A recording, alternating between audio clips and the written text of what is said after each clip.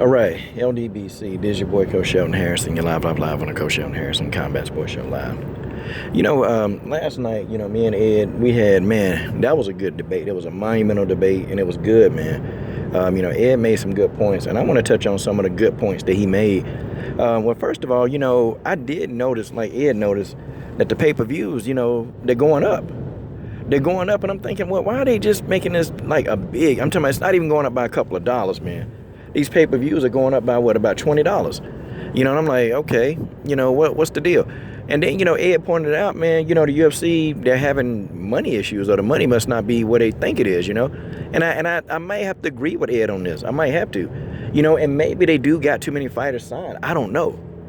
I know in that flyweight division, they do got a lot of dead weight. They got some dead weight. I'll say outside of, the people in the tough tournament, the majority of them, a lot of them are dead weight.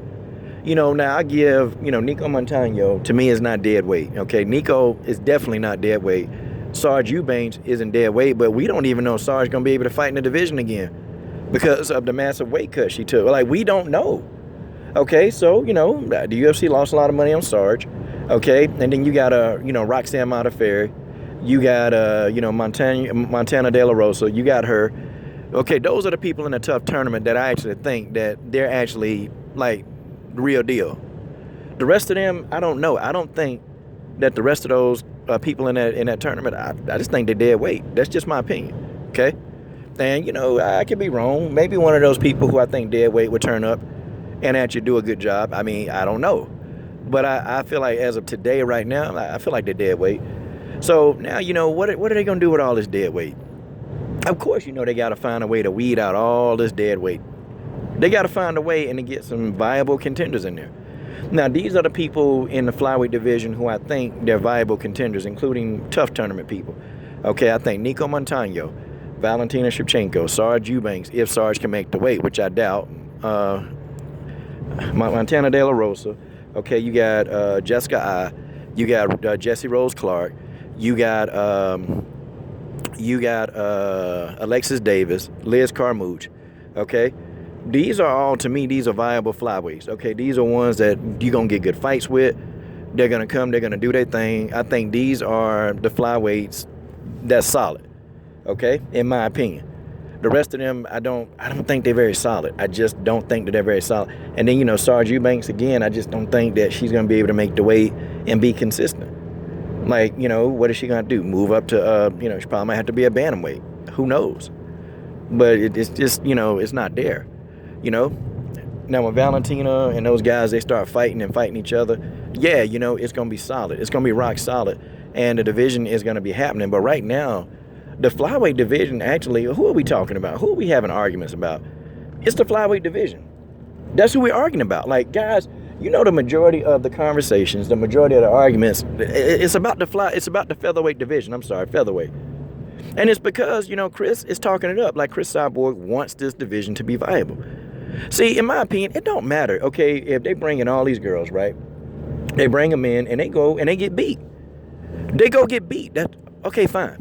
If nobody is able to defeat Chris Cyborg in the featherweight division, that's fine, because when she retire, Chris can't fight forever. Chris probably be stopping at 35, 36, and she out. So, okay, think about it. You got some young talent that's already, featherweights. They're already featherweights. They're going to move up in the ranks. They can have a tournament for that belt if Chris, leaves undefeated. They can have a tournament for that darn belt. And then, guess what? The legacy of the featherweight division it'll live on. See, that's the thing. And I'm sorry, there are more talented featherweights out there to me than flyweights. There are a lot of them that they don't get no recognition because they're not on the main platform. They don't have the platform to be recognized. Now, I can tell you some flyweights right now off the top of the dome who I think they're very good. I can tell you some. I can tell you, Blenko is good. Don't let the record fool you. I think Gabby Holloway is good. Gabby Holloway is a beast. She might be 6-4, 6-5, but man, she's had some tough fights, and, she's definitely a dangerous opponent. I mean, you got opponents like that, and if Leah Letson if she ever decides to be a featherweight, she's going to be up and coming and dangerous. That's somebody they got to worry about.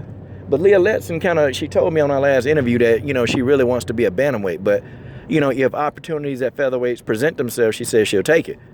which, you know, she can go back and forth. So you got Leah Letson out there, you know, who could do it. You got, Amber Liebert, you know, she's up and, I mean, she's actually not that bad. You got so many featherweights out there, and I'm just talking from the top of the dome. Pam Sorensen is not that bad, you know, and then you got Megan Anderson when she finally decided to fight and when she finally able to fight, so she says, okay, you'll have her, you know, she's going to be a solid featherweight, okay? The featherweight division, you got some girls that can crack, okay? It's a lot of them that they can crack. You know, I don't know. See, people, Julia Budd is winning, but I don't feel like Julia Budd is all that, you know? I just don't. I don't think she all that. I think she does okay, you know, for what she's given, but I don't think she all that. That's just my opinion. But, you know, it is what it is.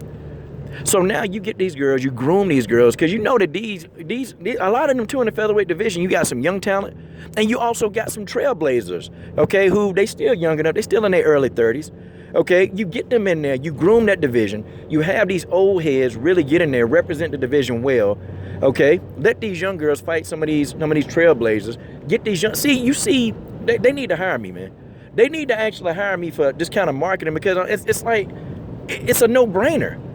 Then you start talking up these trailblazers. You talk them up. You talk about their future fights, how, you know, they just tough to beat. You see how this thing can work. You get people involved, okay, and you do some cheap ads, like you do a couple of billboards. Those are cheap, okay. Maybe you pay a little bit of money, stick a couple of these fighters on the side of buses. You know, get the casual fan involved. Have a lot of fights on free TV, the FS1s. Put them on these fight nights. You know, put them on there. And then let some of these fights, let some of these featherweights headline, okay, or co-main event, or, you know, God, this win is crazy. You know, co-main event, or, you know, not even co-main, just be like third on the lineup next to the co-main event and the main event. And guess what you got, y'all? You got a division that's going to be solid. The fighters are solid anyway. The fighters are they're solid, y'all. They got some solid fighters here in the featherweight division. They just got to take that next step, take a chance, and let's go ahead. I mean, if they took a chance on this crap, this 125-pound division tough tournament, which I think is crazy, they should have just went ahead and sought the fighters out. They should have sought the correct fighters out and just went ahead and just put the division together based on talent, okay? I don't know, man. I don't know. I got a lot of my thoughts on the tough tournament. Is very, I got too many. I can't put them all in this video. But, you know, I will tell you this, man. You know, Chris is making enough noise, but I just think that the noise is not going to happen. I honestly think, man, you know, and this is what I told Ed. I said, yo, I just think that they got Cyborg in there to get these rising type, like, freak show fights. I'm serious. I think that's what they're doing. I think they see that this right here works for Gabby Garcia and Rising, and they trying to do a version of that with Cyborg. Now, you know, they're giving her opponents, but, you know, they're just giving her opponents that sell well. That's it. They just giving her these opponents that sell, and, you know, that's just how it is, y'all. But I don't know, man. I don't know if the featherweight division has a future. I just don't. I don't know. You know, and Chris was talking about going to Bellator. Well, you know, she probably won't make close to the money she's making in the UFC, so I don't know. Would Chris Cyborg retire after these 3 fights are over? I don't know. She's not going to retire. Is she going to stay around? Of course they are, because you know what they're going to do. They're going to offer her money that she can't refuse, like the last time. Because she was talking about how she really wanted to go. But, man, look, sometimes when somebody offers you enough money and the money good, you're going to change your way of thinking. That's just how it is. But you guys tell me what you think, man. Does the flyweight division have a future, or, you know, should they just go ahead and just prepare for it not having one? This is your boy, Coach Shelton Harris, and I'm done. What are you waiting on? Subscribe to the best women's MMA platform on YouTube.